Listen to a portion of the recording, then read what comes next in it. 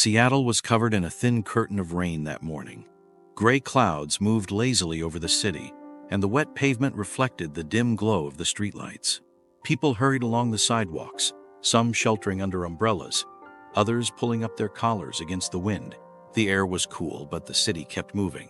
Rain might have soaked the streets, but it couldn't slow down Seattle's rhythm. Bill Gates stepped out of a tall office building after a long meeting. A crisp breeze hit his face, followed by the soft touch of raindrops. He glanced at the sleek black car waiting for him at the curb. He could have gotten in, let the driver take him home in comfort. But today, he didn't feel like it. Sometimes, blending into the world, experiencing a normal day, felt more refreshing than any luxury.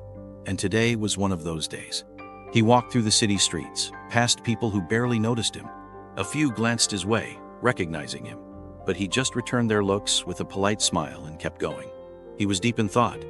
At the bus stop, he stood among a small group of commuters. Raindrops slid down the glass panels of the shelter, distorting the city beyond.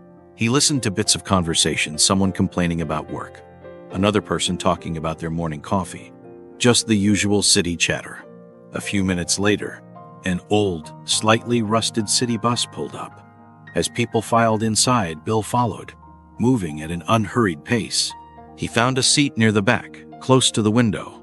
The glass was fogged up from the rain, so he wiped it with his hand, watching as the city passed by in blurred streaks of gray and gold.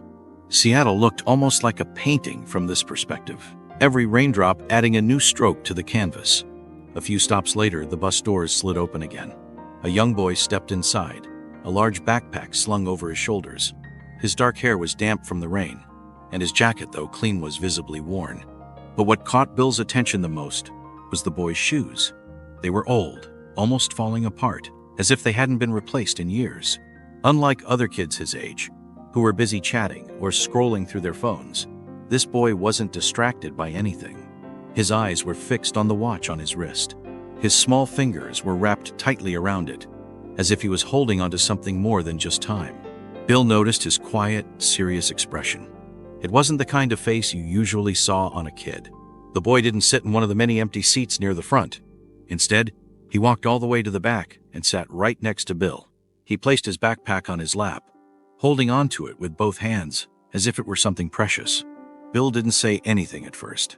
He wasn't the type to force conversations, but he also knew that sometimes people, especially kids, just needed someone to notice them.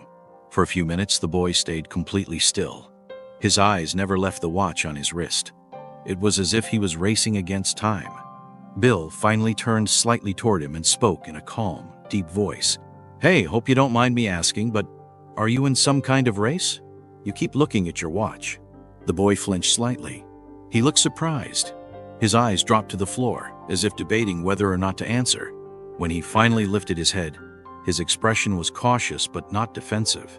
He must have sensed that this wasn't some random adult making fun of him. This was just a simple, genuine question. In a quiet voice, he replied, "No, sir. I just can't be late for work." Bill paused for a moment. "Work?" He looked at the kid, again his small frame, his tired but determined expression. With a gentle tone, he asked, "You have a job?" The boy nodded and turned his gaze toward the rainy window. "Yeah, I wash dishes at a restaurant in the evenings. Then I go home and do my homework." Bill felt a pang in his chest. That was too much for a kid. A short silence followed. Then Bill asked, his voice softer now, "Why do you work?" The boy took a deep breath. At first, his voice was barely a whisper, but as he spoke, it grew steadier. "My dad passed away. My mom works really hard, but it's not enough, so I help out." Bill studied the boy's face.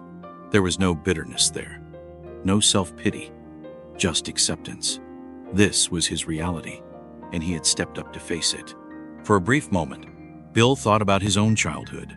At this age, he had only worried about school and computers. But this kid, he didn't have the luxury of just being a kid. Bill offered a small smile, but deep inside, something in him felt heavy. He didn't see the boy as someone to pity. He saw him as someone strong, someone resilient. "You know, you're a really strong kid," Bill said. "But the best way to build your future is through education. Working is important, but you can't let school slip away." The boy sighed. "I know. but I have to help my mom. Bill reached into his pocket and pulled out a small card. It had the logo of the Bill Melinda Gates Foundation on it. This has the contact information for my foundation. Promise me something. Do your best to stay in school. And if you ever need help, call this number. There are people who can help you.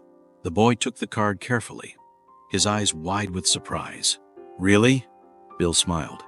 Yes, but remember, it only works if you want it to. If you try, we'll be there to support you. Many years passed. At a conference, Bill Gates was getting ready to give a speech when a young man appeared backstage. There was something familiar about him, the same determination in his eyes, and in his hand, he held an old, slightly worn card. Bill narrowed his eyes, then smiled. Sometimes, all it takes is a single conversation, a single moment, to change a life forever. At Beyond the Portraits, we bring you powerful, untold, and inspiring stories about the world's most famous figures. If you enjoyed this story, don't forget to like this video to support more amazing content. Subscribe to Beyond the Portraits for more inspiring and thought-provoking stories. Turn on the notification bell so you never miss our next incredible story. Share this video with your friends and family because sometimes all it takes is a single moment to change a life. Stay inspired, and we'll see you in the next story.